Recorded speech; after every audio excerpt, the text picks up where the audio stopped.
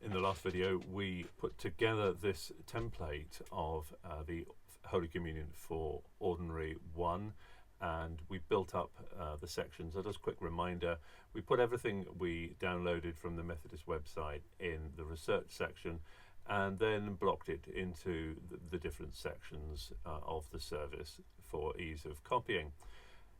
Then we made folders for each of those sections. Now, each of these folder names is significant because it will appear as a title in the final document.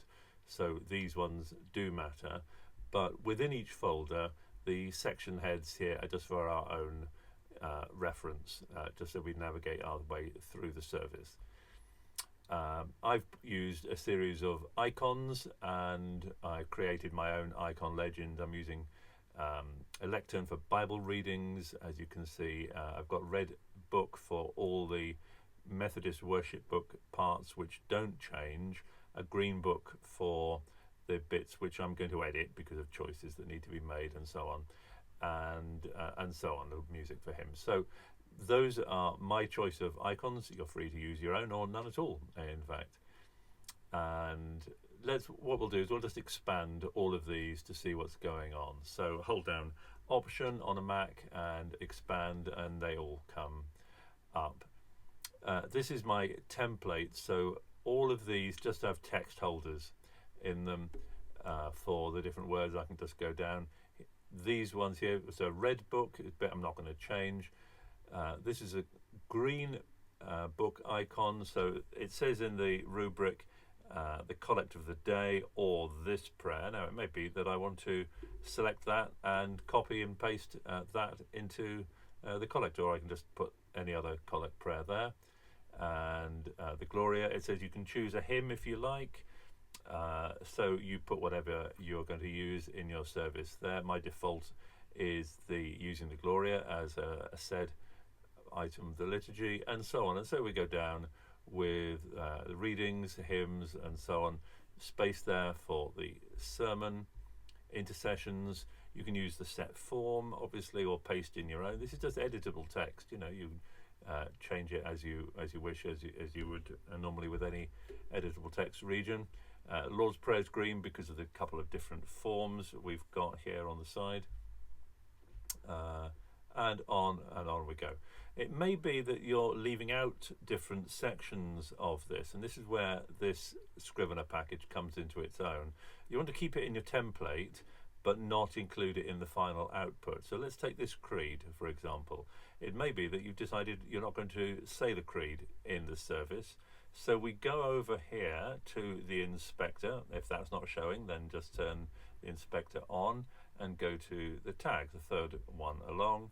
And I've got a tick here to say include in the compile. If you take that off, of course, it doesn't get included. It's as simple as that, but it stays in your template for another time. So let's include it, say, this time. Quickly running through the rest. Here with the rest of the things. The Thanksgiving prayers got some options. First box, this is what we had.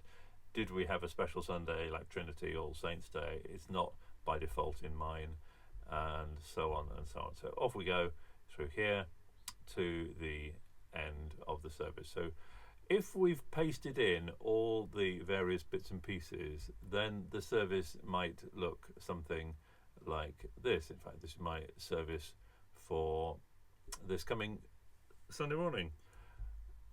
Here we go. So open up that full. So I have opening scripture, that's pasted in.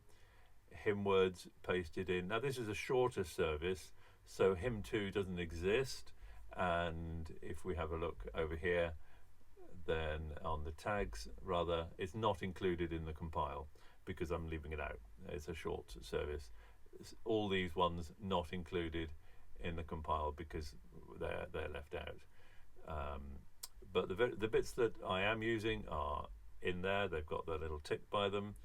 And obviously the main part of the Thanksgiving, that's included, and on we go. So once you've populated this with your hymn words and the various prayers and your choices for the collect for the day and so on, the Thanksgiving, once you've got the service as you wish, then you put it all together in a phrase that's called compile, and you find that compile here, file compile.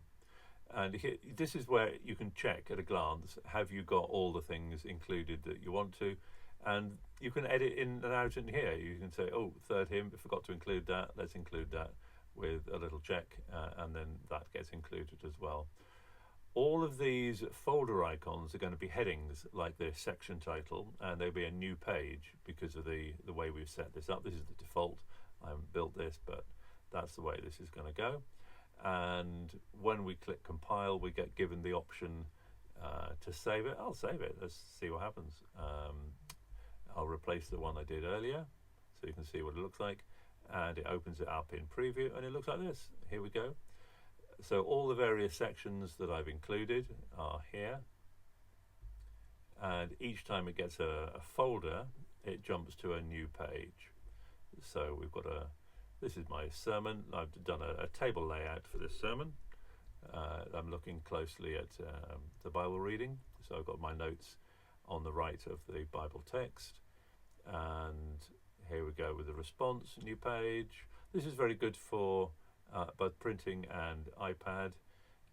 The Thanksgiving, I've arranged it so that it starts on an even page and finishes on an odd page, so that if you're printing it, then it's a double page spread, no page turns.